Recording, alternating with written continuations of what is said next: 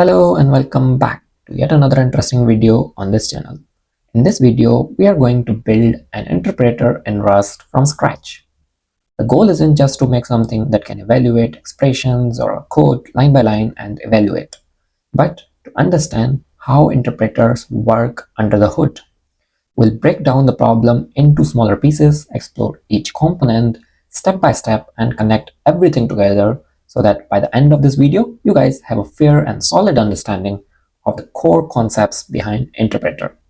So without further ado, let's dive into it and let's start. First of all, we need to add some files to separate out each components of interpreter so it's easier to understand.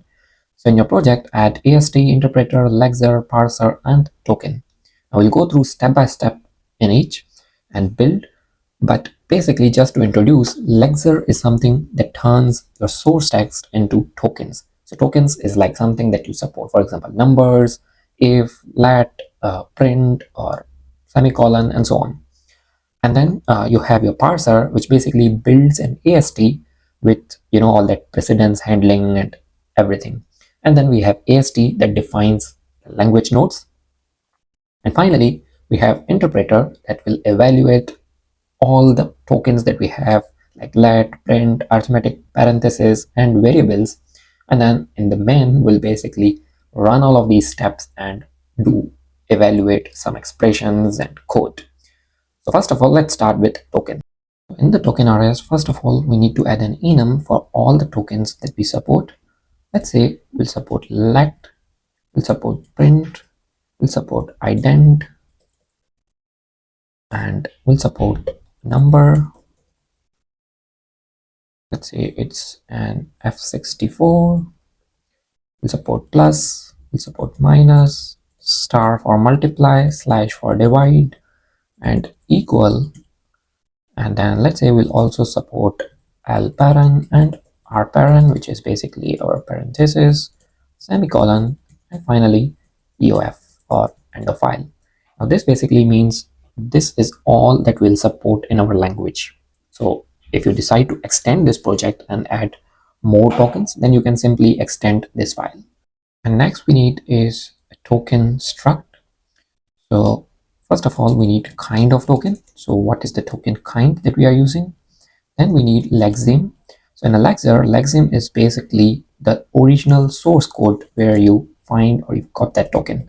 So we'll keep original source code as it is, and then the position.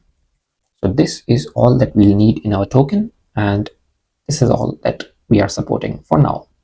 And as far as the macros on top are concerned, I think debug and clone is something we have used a lot on this channel. So it's pretty much self-understandable as well. But as far as partial EQ is concerned, it basically gives you the ability to use is equals to sign and not equals to sign with token kind and the struct directly. So that's why we use partial EQ. Now let's go ahead and write the AST. Now AST, or an abstract syntax tree, basically tells you the meaning of your code or the structure of your code, and not just the raw lines or text that we'll write. So right here, let's say we have an enum of binary operator, drive, debug, clone, and copy. Right here we add, subtract, multiply, divide. So you have your binary operator. Similarly, we all have learned back in college, you have your unary operator, which is negate, or let's say the plus plus sign, so let's call it plus. And same, we had some macro on top, debug, clone, copy. And now that we have unary and binary both, the next is to tell how the expressions would be like. So expression and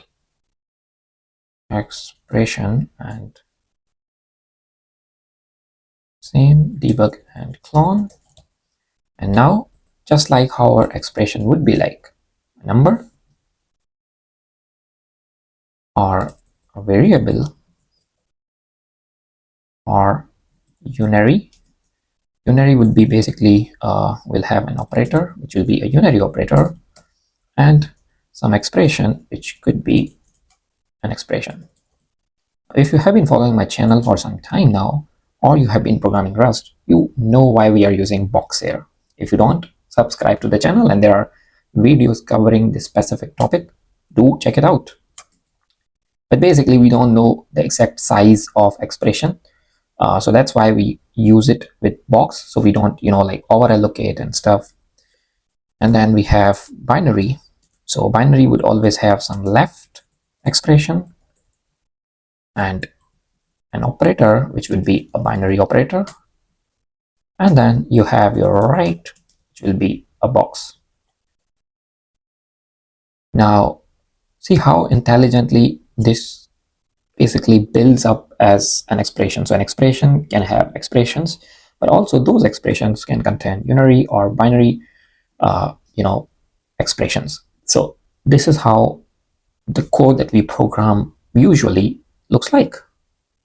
And now, since we have expressions, we can have statements. So statements basically can be anything, like let's say it's a expression or a let with a name as string and a value as expression. This is how we usually have our variables, like let's say let x as 10, which could be a number, which could be another variable or a unary operator, so whatever. And then we have print with some expression, and then we have some expression with some expression. So that's what we have statements. And finally, once we have the statements as well, we have a program. So right here we have a bunch of statements which is forming a program. And right here you have basically come to reach a program. And now we have the next step, which is basically building a parser, which parses our raw text. So parser will basically parse our expressions or our code into tokens, and a token basically has the token kind, lexeme, and a position, and then we have a current. And since it's a bit heavy on concepts and a bit long, so I just paused and quickly add the parser. And now we'll together go through this and understand how the parser is working. And don't worry about the code, you can just pause and add as we talk and discuss, or you can find a link to my GitHub in description, and you guys can just clone the code and play around with it, do whatever you want, or build on top of this. So let's go through these one by one, and I intentionally break it into smaller functions so it's easier to understand, as well as when you clone this code, you are able to make changes easily. So right here we have a parse program, and we'll go exactly how our AST looks like. Program has statements. Statement has your let, print, and expression, which is basically some statements, and expression has more expressions. So right here we have parse program, and all it does is it checks if we got at the end, and at the end basically means you reach the end of file token. And if that's the case, then all we try to do is right here, as you can see, we just push statements. So we got some statements basically. That basically means we have a program. And similarly, once we are able to go through this, meaning we parse our program, the next is the statements. So for the statements, we check if it matches the let, then you have to parse the let statement. If it matches the print, then we have to parse the print statement. And if it matches an expression, then we have to treat it and consume it like an expression. And similarly, we are sending some message as well. So in case we encounter some issue, we can always use that message. So again, same, just look at your AST, and that's exactly how we have break it down the parser. So for let statement, again, straightforward. What we do is we first of all want a name. So in the let statement, we have a name and a value. So what we do here is consume a name, an equal token, which is expected, and we consume whatever is to the right, which is another expression. And then we want to consume the expression. For consuming the expression, again, we have a function which looks exactly like your expression: number, variable, unary, or binary. So again, it checks what is the kind. So accordingly, it basically does the binary or the unary. Then we have the factor, unary, and primary. Again, something basically exactly how our AST is looking like. Consume basically means you check and then you advance accordingly. And primary is like your number, ident, or all those which are basically just primary expressions. Left parenthesis, and if we have left parenthesis, then we get the expression and we consume that expression, and we are expecting at the end to get a closing expression as well. So that's how we are working through this, and advance basically is advancing ahead. And then we have a token matches, which basically tries to match the tokens accordingly. So we have a token kind, and we try to match and see if the kinds are matching. That's all it does basically. If it's let or let, if it's print and print, end of file, end of file. So now let's try to use this to better understand the utility of this, because as it is, it's just a bunch of code that we add to understand or parse into the AST. And next we have Lexer, which is basically to understand your expressions and convert it into tokens.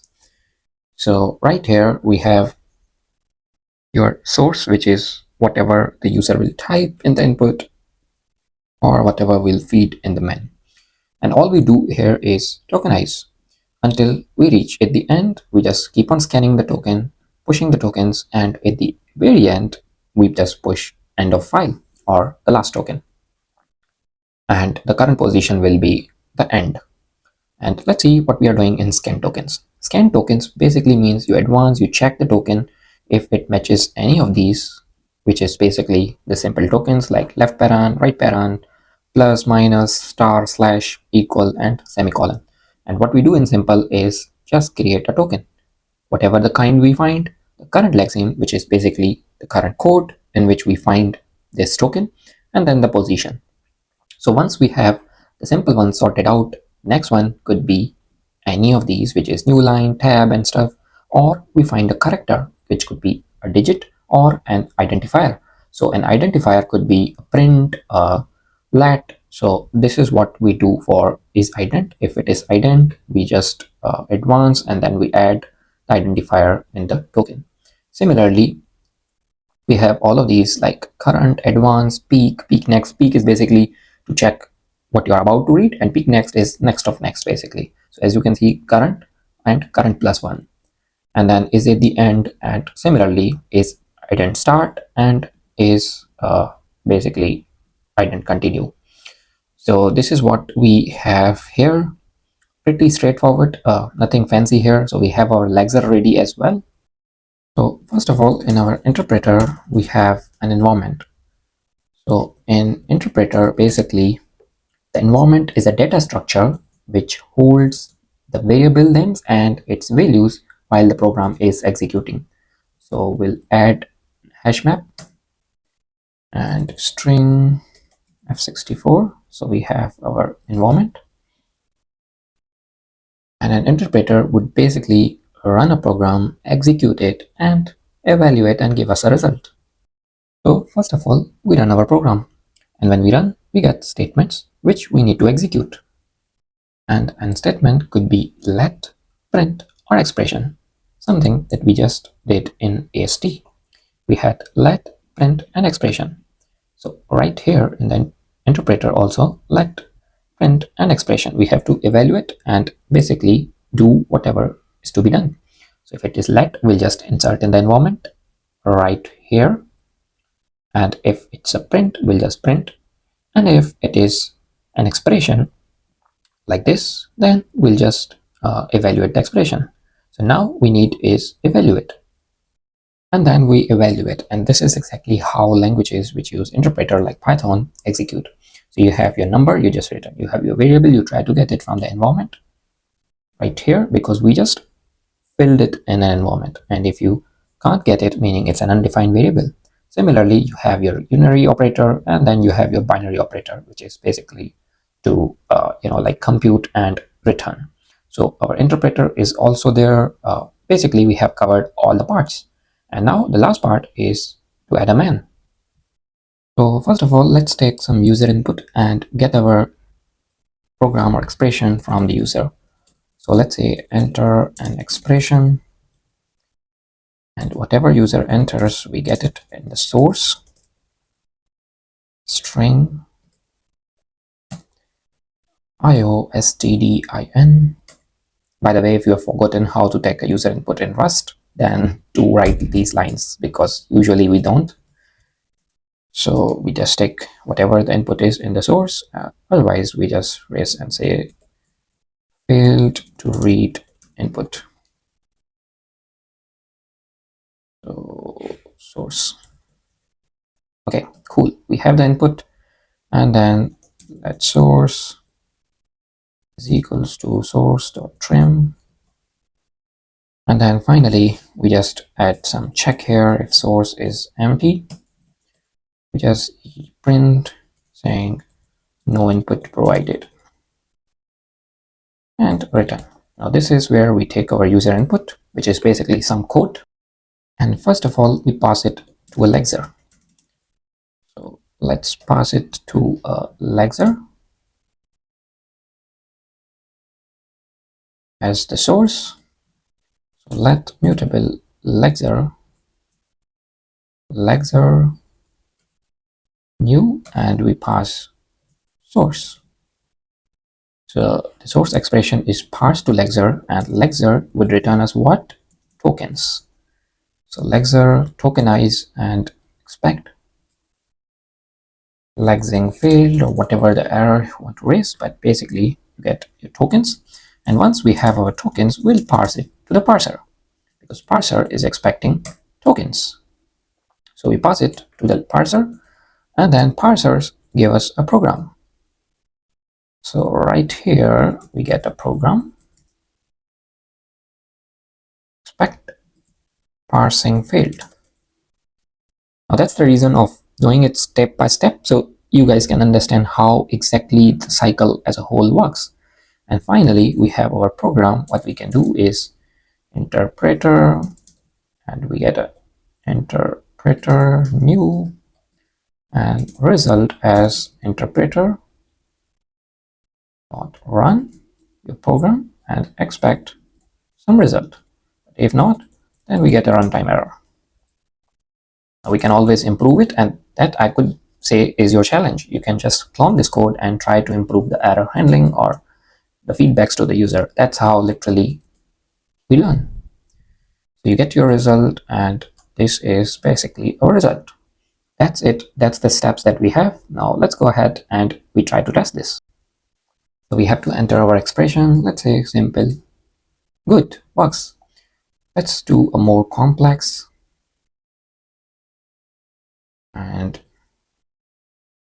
okay, we get 17.2. And now let's try to test more expression with variable. So let's say let x is equals to 10, and then we do print x. There you go, it works.